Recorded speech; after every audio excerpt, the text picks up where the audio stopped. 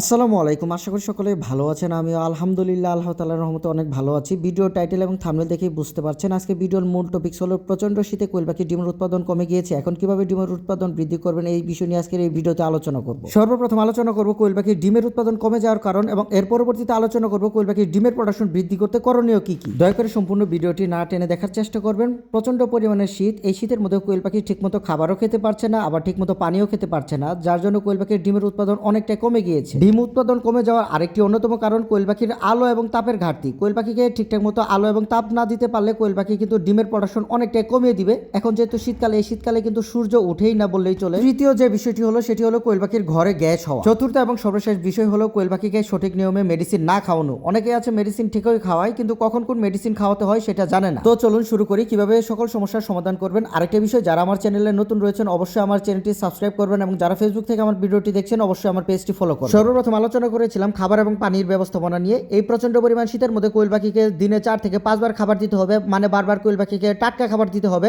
একবারে বেশি করে খাবার কখনোই দেওয়া যাবে না। খাবার খেয়ে শেষ করবে, তার পরবর্তীতে আবার খাবার দিবেন। আরেকটি বিষয় হলো কোয়েল পাখিকে ঘন ঘন পানি চেঞ্জ করে দিতে হবে, কারণ পানি যদি একবারে দিয়ে রাখেন তাহলে কিন্তু পানি প্রচন্ড পরিমাণ ঠান্ডা হয়ে যাবে, আর কোয়েল পাখি কিন্তু ঠান্ডা পানি খেতে চাইবে না, যার জন্য কিন্তু ডিমের প্রোডাকশন অনেকটা কমে যেতে পারে। দ্বিতীয় যে সমস্যার কথা বলেছিলাম সেটি হলো তাপ এবং আলোর ঘাটতি। এই সমস্যার সমাধান করার জন্য অবশ্যই আপনাকে কৃত্রিমভাবে এদেরকে তাপ দিতে হবে। কৃত্রিমভাবে তাপ দেওয়ার জন্য অবশ্যই আপনাকে ইনফ্রারেড লাইট অথবা যে 100 ওয়াটের লাল লাইট বা হিটিং লাইট পাওয়া যায় এগুলো ইউজ করতে হবে, এবং সেই সাথে কোয়েল পাখির খামারে আলো দেওয়ার জন্য সাদা লাইটগুলো দিতে হবে এবং আলোর পরিমাণটা অনেকটা বৃদ্ধি করতে হবে। আমরা কিন্তু গরমের মধ্যে কোয়েল পাখির খামারে সর্বোচ্চ 16 ঘন্টা আলো দিয়ে থাকে, কিন্তু শীতের মধ্যে কোয়েল পাখির খামারে আলো দিতে হবে আরো 3 থেকে 4 ঘন্টা বেশি, মানে 20 ঘন্টা কোয়েল পাখির খামারে আলো দিবে। কারণ শীতের মধ্যে কোয়েল পাখি এমনিতেই খাবার কম খাবে, আর রাতে যদি কোয়েল পাখির খামারে লাইট বন্ধ করে দেন তাহলে কিন্তু কোয়েল পাখি রাতে আর দেখতে পারবে না, যার জন্য কোয়েল পাখি খাবারও খেতে পারবে না।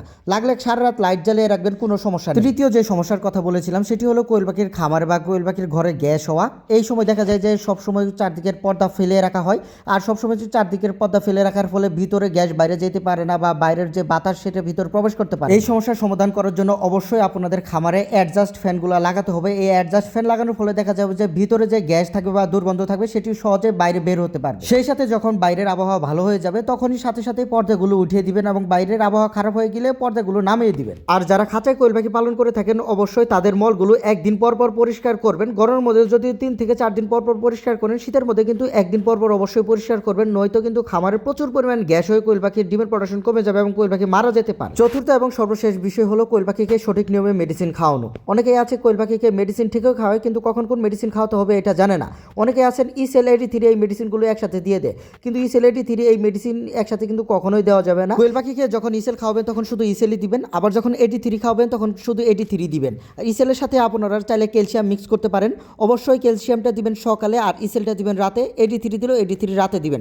83 সাথে আপনারা জিঙ্ক মিক্স করতে পারেন, জিঙ্ক দিবেন সকালে, 83 দিবেন রাতে। কোয়েল পাখির ডিমের প্রোডাকশন বৃদ্ধি করতে ইনশাআল্লাহ এই মেডিসিন নিয়ে আমার পূর্বের ভিডিও দেওয়া আছে, আপনারা চাইলে পূর্বের ভিডিও দেখে নেবেন।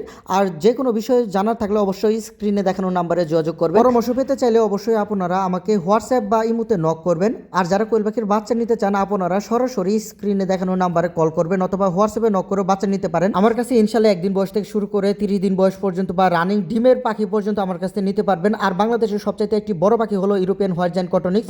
আপনারা ইউরোপিয়ান হোয়াইট জায়ান্ট কটনিক্সের বীজ ডিম অথবা যে কোনো বয়সের বাচ্চা আমার কাছে নিতে পারবেন।